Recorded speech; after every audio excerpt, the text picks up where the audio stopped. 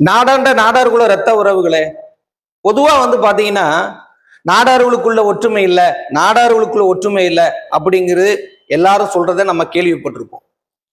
நாடார்களுக்குள்ள ஒற்றுமை இல்லை அப்படிங்கிறத யார் வேணா சொல்லிட்டு போட்டோம், அது நமக்கு பிரச்சனை இல்லை.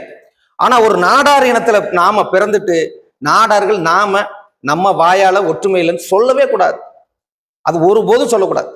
நாம ஒற்றுமையா இருந்ததுனாலதான் பல சாதனைகளை இந்த மண்ணுல புரிஞ்சிருக்கோம். இன்னும் பல சாதனைகளை இந்த மண்ணுல நாம புரிய போறோம். அதனால நாடார்களுக்குள்ள ஒற்றுமை இல்லைன்னு நாம ஒரு நாள் சொல்லக்கூடாது. உதாரணத்துக்கு ஒன்னே ஒன்று சொல்றேன். நம்ம பரமங்குறிச்சியிலிருந்து உடங்குடிக்கு போற வழியில விஜய நாராயணபுரம் அப்படின்னு சொல்லிட்டு ஒரு ஊர் இருக்கு. அந்த ஊரை சார்ந்தவங்க சென்னையில மட்டும் 5 நாடார் சங்கம் நமக்காக நடத்திக்கிட்டு இருக்காங்க. அதுல ஒரு சங்கம் பாத்தீங்கன்னா சென்னை கோவூர்ல ஒரு நாடார் சங்கம் இருக்கு. அந்த ஊரை சார்ந்த ஜெயக்குமார் அப்படிங்கிறவரு அந்த சங்கத்தை தலைவராக இருந்து நடத்திக்கிட்டு வராங்க. அதே போல கொட்டிவாக்கத்துல எம்ஜிஆர் நகர்னு ஒரு இடம் இருக்கு. அந்த எம்ஜிஆர் நகர்ல உத்தரகுமார் நாடார் சொல்லி தலைவராக இருந்து அந்த சங்கத்தை நடத்திக்கிட்டு இருக்காங்க. அதே போல நம்ம கே நகர், சென்னை கே நகர் பக்கத்துல நம்மளுடைய நாகராஜ் என்கிற நாகராஜ் நாடார் அந்த சங்கத்தை தலைவராக இருந்து அந்த விஜய நாராயணபுரத்துக்காரங்க நடத்துறாங்க. அதே போல சென்னை கருகம்பாக்கத்துல உதயகுமார் நாடார் சொல்லி அங்க கருகம்பாக்கத்துல ஒரு சங்கத்தை நடத்திட்டு வந்துட்டு இருக்காங்க.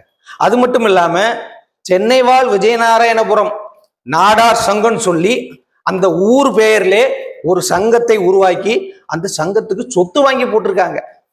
அப்போ ஒரு ஊரை சார்ந்தவங்க 5 சங்கம் சென்னையில நமக்காக நடத்துறாங்க. அப்படி இருக்கும்போது நம்ம ஒற்றுமை இல்லைன்னு எப்படி நம்ம சொல்ல முடியும்? மற்றவங்க சொன்னாலும் இதை நம்ம புரிய வைக்கணுமா இல்லையா? நாடார்களுக்குள்ள ஒற்றுமை இல்லை ஏன் அந்த வார்த்தை வருது அப்படின்னா, அரசியல்ல நாம பின்தங்கி இருக்கோம். நாடார்கள் அரசியல்ல பின்தங்கி இருக்கோம். அதனால நாடார்களுக்குள்ள ஒற்றுமை இல்லைன்னு வந்து கொண்டிருக்கிறதே தவிர நாம ஒற்றுமையா தான் இருக்கிறோம்.